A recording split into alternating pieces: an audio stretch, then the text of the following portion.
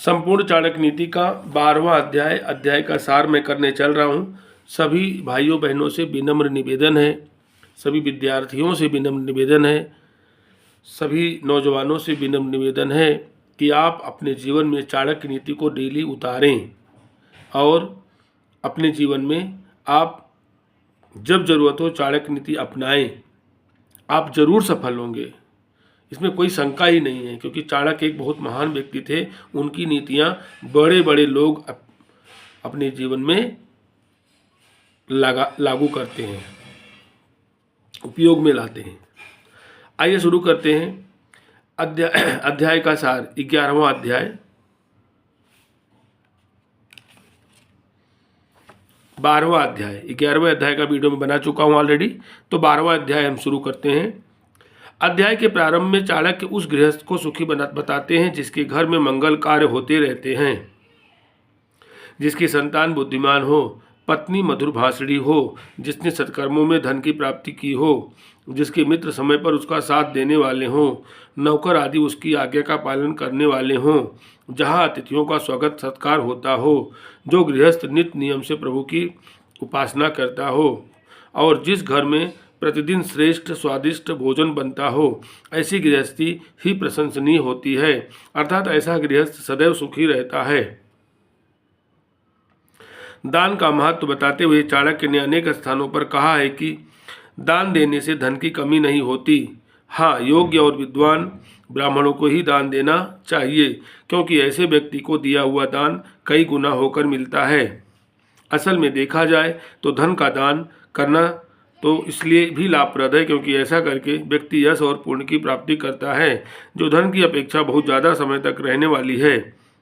इस संसार में नित्य ऐसे दुष्कर्म होते हैं जिनसे किसी के नष्ट होने का भय सा बना रहता है।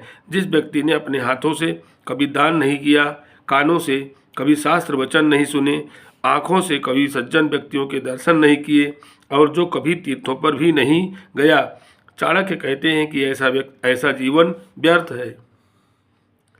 होनी बड़ी प्रबल होती है, यह बात सभी जानते हैं।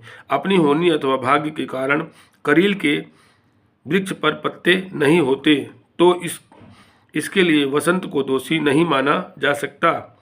यदि उल्लू को दिन में दिखाई नहीं देता तो उसमें सूर्य का क्या अपराध है। इसलिए जो कुछ भाग्य में लिखा है उसके प्रति किसी को दोष देना उचित नहीं है। एक बहुत ही उपयुक्त उदाहरण देकर आचार्य चाणक्य ने कहा है कि दुष्ट व्यक्ति के पास रहने से भी सज्जन व्यक्ति अपनी सज्जनता का त्याग नहीं करता, जबकि सज्जन की संगति में आकर दुष्ट सज्जन बन सकता है।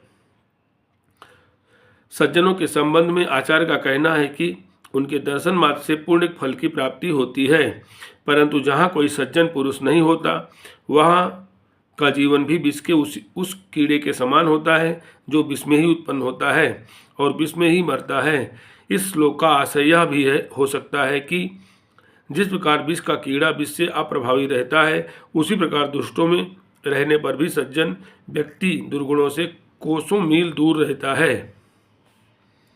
चाणक्य ने आदर्श घर उसे माना है जहाँ ब्राह्मणों का सम्मान होता है, उनकी सेवा होती है, जहाँ वेद मंत्रों और शास्त्रों की ध्वनि गूंजती रहती है और अग्निहोत्र से वातावरण सुगंधित रहता है। जहाँ यह सब नहीं होता, ऐसा धर्म कर्म रहित घर श्मशान के समान होता है।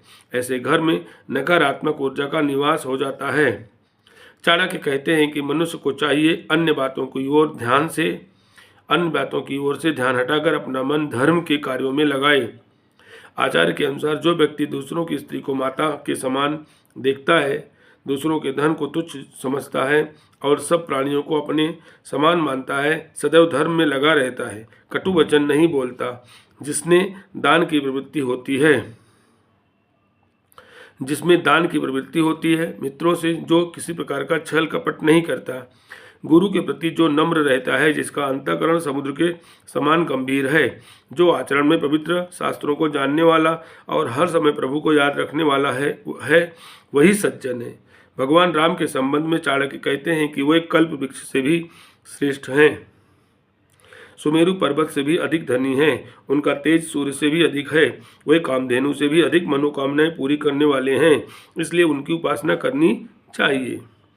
इन श्लोकों से लगता है कि आचार्य चाणक्य भगवान श्री राम के मर्यादा पूर्ण जीवन तथा नीतियों से प्रभावित थे।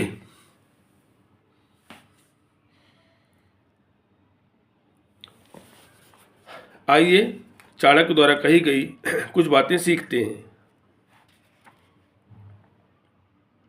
जिन घरों में ब्राह्मणों के पांव धोने वाले जल से कीचड़ ना हुआ हो, जहाँ वेद आदि शास्त्रों के पाठ ना होते हों, जिसमें स्वाहा और स्वधा इन शब्दों का उच्चारण ना होता हो, वह घर श्मशान के समान है। जिन घरों में ब्राह्मणों का आदर सत्कार नहीं होता, जहाँ वेद आदि शास्त्रों की ध्वनि नहीं गूंजती, जिस घर में अग्निहोत्र अर्थात होम आदि शुभ कर्म नहीं होते हैं, उसे शमशान के समान समझना चाहिए। वह घर मुर्दों का निवास स्थान ही माना जाएगा, वहाँ जीवनी शक्ति नहीं होती है। किसी सांसारिक पुरुष ने किसी संत महात्मा को अत्यंत आनंद की स्थिति में देखकर उनसे उनके बंधु बांधवों के बारे में पूछा, तो संत ने उत्तर दिया, सत्य ही मेरी माता है और ज्ञान मेरा पिता है, धर्म मेरा भाई है और दया मेरी बहन है, शांति मेरी पत्नी है और क्षमा और सहनशीलता मेरे पुत्र हैं। वह अच्छा ही मेरे परिवार के सदस्य हैं, मेरे बंधु बांधव हैं, मेरे रिश्तेदार हैं।